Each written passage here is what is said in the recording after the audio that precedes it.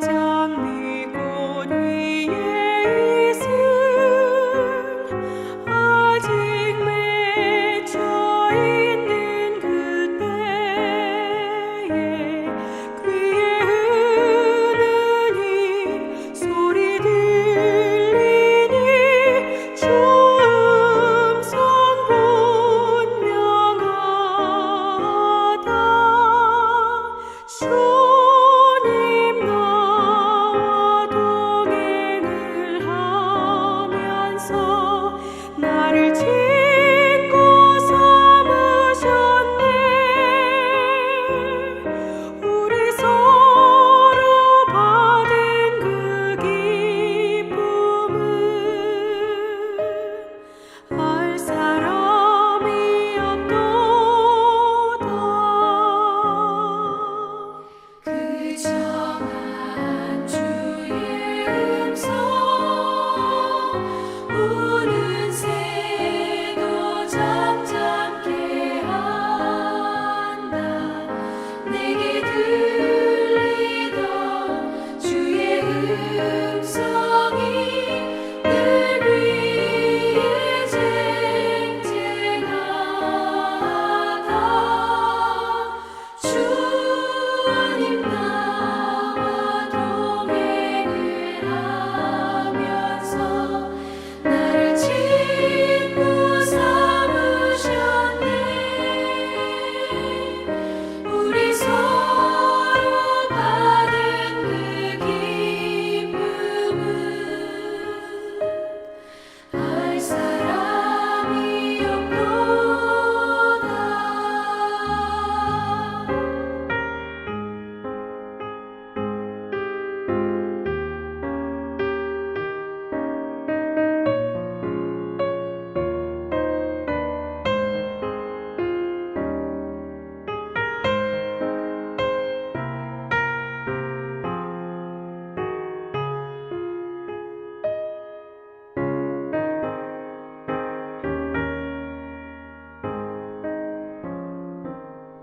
밤 깊도록 동산하네.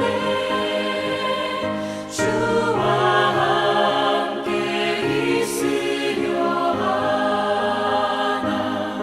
외로운 세상에 갈 일 많아서 날 가라며 가신다.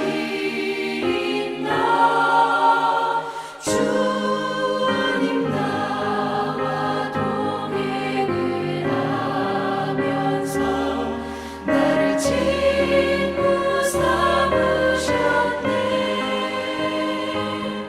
우리 서로 받은 그 기쁨은 알 사람이 없도다.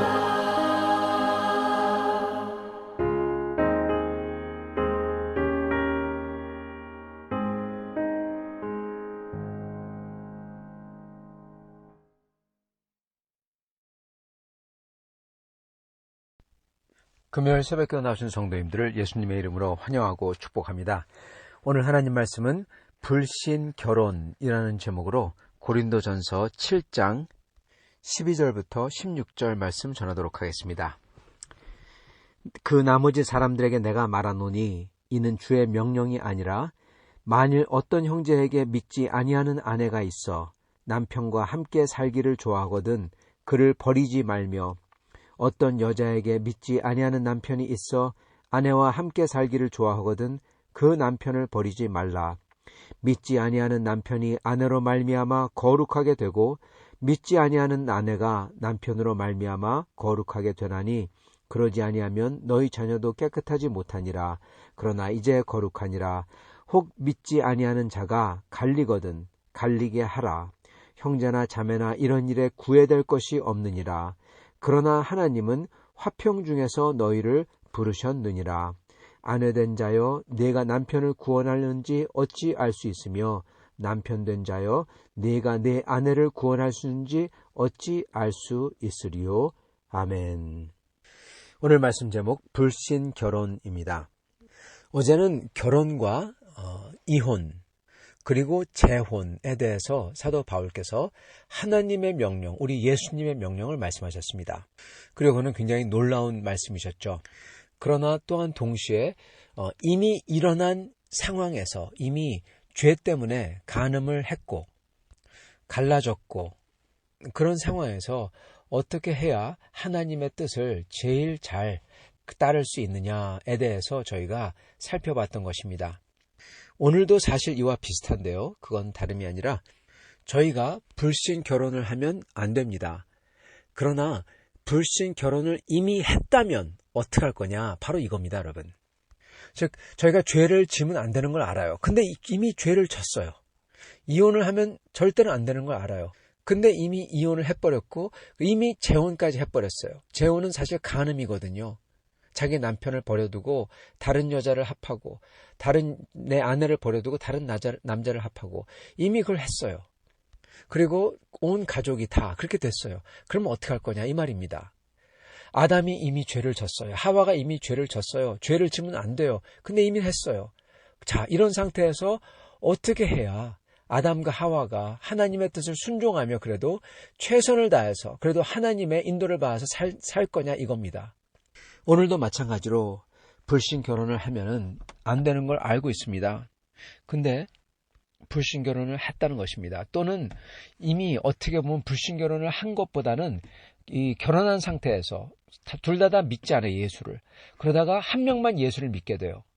예, 그러면 이게 불신 결혼이나 마찬가지잖아요. 물론 자기가 골라서 한 건 아니지만 그러면 어떡하냐 이겁니다. 성도 여러분, 여기서 저희가 이거에 대해서 좀 살펴보기 전에 하나 알아야 될 것은요. 사도 바울께서는 놀랍게도 불신 결혼을 절대로 안 된다 그렇게 말하지 않고 있다는 사실입니다. 그렇지만 절대로 안 된다고 말하고 있는 건 있어요. 심지어 사도 바울이 내 생각이다 그게 아니라 예수님의 우리 주 하나님의 명령이다. 이건 절대로 안 된다 그런 게 있어요. 그건 바로 이혼입니다. 이혼만큼은 우리 주님께서 안 된다. 못을 박으셨어요. 음란을 빼놓고 나서는 간음한 거 빼놓고 나서는 절대로 이혼하면 안 된다. 하나님이 맺어주셨다. 어찌 인간이 너희 마음대로 깨트리냐. 하나님의 과연 하나님이 맺으셨는데 인간이 깨트리는 그러한 짓을 하지 마라. 그리고 두 번째로 나쁜 것은 재혼이죠. 사별해서 재혼하는 것도 아니고 아내나 남편이 간음을 해서 재혼하는 것도 아니라 그냥 갈라선 다음에 그냥 또 재혼하는 것. 이거는 간음과 마찬가지다. 그렇습니다.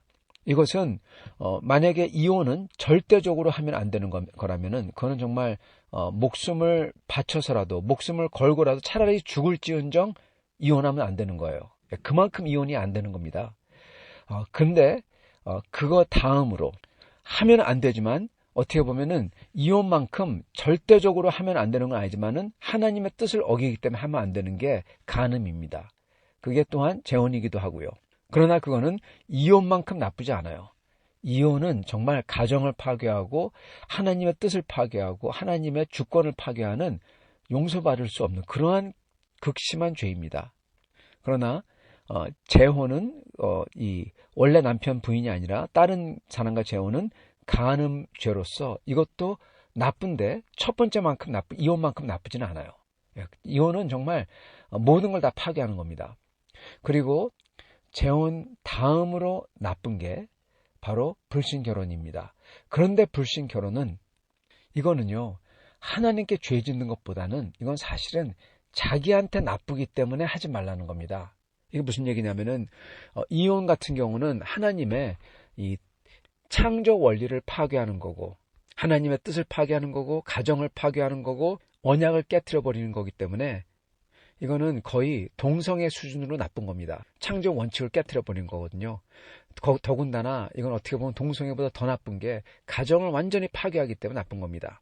그러나 불신 결혼은요. 이거는 일반 은총, 즉 창조 원리죠. 일반 은총을 파괴하는 것도 아니고요. 남녀가 결혼하는 거기 때문에 그렇다고 특별 은총을 파괴하는 것도 아닙니다. 즉 이렇다고 해가지고 내가 구원을 못 받거나 그런 게 아니라는 겁니다. 그렇다면 왜 불신 결혼을 하지 말라냐? 왜냐하면 이게 불신 결혼을 한 사람에게 크나큰 스트레스와 크나큰 어려움을 줄 거기 때문에 하지 말라 이러는 겁니다. 이게 다른 데에서도 또 나오죠. 사도 바울께서 안 믿는 자와 멍해를 같이 하지 마라 그렇게 나옵니다. 근데 그 이유는 결국 가서는 자기가 힘들어지기 때문에 하지 말라는 겁니다. 그러나 이게 죄를 짓는 거거나 이게 일반 은총을 깨트리거나 특별 은총을 깨트리거나 하나님의 창조 질서를 깨트리거나 언약을 깨트리거나 그게 하나도 아니에요. 전혀 안 깨트려요. 그렇기 때문에 놀랍게도 사도 바울께서는 이거에 대해서 아주 극하게 말씀하시는 게 없다는 겁니다. 반대로 이혼과 그리고 자기 원래 남편이 부인이 아닌 사람과 재혼은 사도 바울께서 주님이 금하셨다 하고 아주 극하게 말씀을 하시는 거고요. 자, 그렇다면 여하튼 간에 불신 결혼을 하게 됐습니다. 이유에 어쨌든 간에 어쩌면 모르고 했을 수도 있고 또는 알면서도 했을 수도 있고 또는 이미 크리스찬이 되기 전부터 결혼한 사람인데 아니면 부인이 예수를 믿어서 남편이 예수를 믿어서 혼자만 믿는 거예요. 그런데 부인은 또는 남편은 안 믿어요. 이러면 어떻게 할 거냐? 이게 문제라는 겁니다. 자, 이미 일은 일어났어요. 그러면 어떻게 할 겁니까? 그거는 간단합니다. 다름이 아니라 결혼 언약을 즉 일반 은총으로 주신 그 결혼을 그리고 이 부인과 함께 맺은 그 언약을 지키라는 겁니다, 여러분. 그게 불신자건 아니건 간에 상관없이 우리는 하나님께서 맺어주신 그 언약을 지켜야 되는 겁니다. 이게 주님의 뜻이에요. 그 당시 어떤 사람들은 그랬던 것 같습니다. 자기가 예수를 믿으니까 믿어놓고 나서 딱 보니까 남편이 완전히 교회 못 가게 하고 자기를 괴롭히는 마귀 같은 존재예요. 그래서 우리 한국에서 많이 그랬죠. 사탄아 물러가라 남편에게 그러죠. 또는 부인에게 그러죠. 여러분 그러면 안 됩니다. 그거는 자기가 사탄 짓을 하는 거예요. 하나님께서 인도해서 암만 남편이 불신자라도 암만 부인이 불신자라도 같이 맺어주셨어요. 왜 그러냐? 왜냐하면 그걸 통해서 자기를 고치려고 하나님이 자기를 바꾸려고 하시는 겁니다. 워낙 실례지만은 자기가 못됐기 때문에 못됐다는 말을 쓰겠습니다. 못되었기 때문에 그걸 바꾸려고 하나님이 그렇게 맺어주셔서 고생하게 하시는 거예요. 그러면 그거는 하나님의 도구예요. 근데 그 사람 보러 사탄이라고 그래요. 자기가 지금 사탄 같은 짓을 해서 고쳐야 되는데 여러분 하나님께서 맺혀주신 거는 사탄이라고 하면 안 됩니다. 마귀라고 하면 안 됩니다. 불신자라도 하나님께서 맺어주신 것은 하나님의 도구로 알고 따라야 되는 거예요. 만약에 그가 나로 하여금 교회를 못 가게 한다? 그럼 어쨌든 간에 기도하면서 하나님 앞에 나아가고 그를 위해서 기도하고 그러면서 같이 나가야 되는 겁니다. 하나님의 도구예요. 그래서 명령이 무엇이냐? 버리지 말라입니다. 남편을 또는 부인을 버리지 말라. 내가 싫다고 버리면 안 된다는 겁니다, 여러분. 내가 신앙생활하기에 불편하다고 버리면 안 된다는 거예요. 그 하나님의 뜻을 정면으로 거역하는 겁니다. 암만 그 사람이 신앙생활을 발목을 잡는다. 그래도 그분은 하나님의 도구예요. 그리고 하나님께서 맺어주신 자입니다. 내 일생 일대 딱 한 번인 결혼 하나님이 맺어주신 분이에요. 그래서 버리지 말라는 겁니다. 자, 그러나 또한 놀라운 말씀하십니다. 만약에 그 사람이 이거는 믿는 사람이 아닙니다. 믿지 않는 사람이 신앙 때문에 나를 버리려고 한다. 그러면 어떻게 할까요? 그거는 놀랍게도 15절 그렇게 갈리도록 하라입니다. 왜냐? 원칙이 무엇이냐? 왜냐하면은 하나님은 화평 중에 너희를 부르셨느니라. 이런 일에 구애될 것이 없느니라. 이게 무슨 얘기입니까, 여러분? 하나님은 우리를 하나님을 섬기는 신앙생활로 영원한 나라로 부르셨어요. 근데 영원한 나라에 들어가지 못할 사람이 우리를 발목을 잡고 그랬을 때 그를 위해서 과연 하나님이 나를 통해서 그를 구하실지 모르기 때문에 이렇게 말씀하시죠. 아내 된 자여 네가 남편을 구원할지 어찌 알 수 있으며 남편 된 자여 네가 아내를 구원할지 어찌 알 수 있으리요. 그렇기 때문에 그 사람을 계속 위해서 기도하면서 그 사람이 구원받도록 저희는 끝까지 죽을 때까지 그 불신자 남편과 아내를 사랑하면서 주님 앞에 들어 올리면서 가야 되는 겁니다. 근데 만약에 그 사람이 나를 버리겠다. 그러면 어떻게 되냐 이겁니다. 그 사람은 구원받지 못할 사람인 거예요. 나를 버리겠다? 그러면은 버리게 내버려 두라. 왜냐? 너는 하나님을 섬기도록 부름을 받았으니까. 하나님 섬기는 일을 하라는 겁니다. 신앙생활을 하라는 거예요. 그 남편이나 부인에게 묶여있지 말라는 거죠. 자, 그렇다면 그렇게 된 다음에 재혼할 수 있을까요? 아니요. 하나님께서 우리를, 여러분 이걸 잘 아시기 바랍니다. 우리를, 결혼은요, 하나님이 창조세계, 피조세계, 그러한 차원에서 우리를 엮어주신 게 결혼입니다. 그렇기 때문에 우리가 구원을 받든지 못 받든지, 그 사람이 구원을 받든지 못 받든지 우리의 짝은 단 한 명이라는 겁니다. 죽을 때까지, 죽음이 갈라놓을 때까지. 그게 하나님의 뜻이에요. 하나님은 이렇게 하셨어요. 그래서 저희는 우리 자신이 스스로 어떠한 이유든 간에, 그게 불신앙이라는 이유라도, 심지어 그 불신앙이라도 그것 때문에 우리가 배우자를 버리면 안 된다는 겁니다. 그게 아주 대단한 원칙이에요. 큰 원칙이에요. 그리고 가정을 이끌어야 된다는 거예요.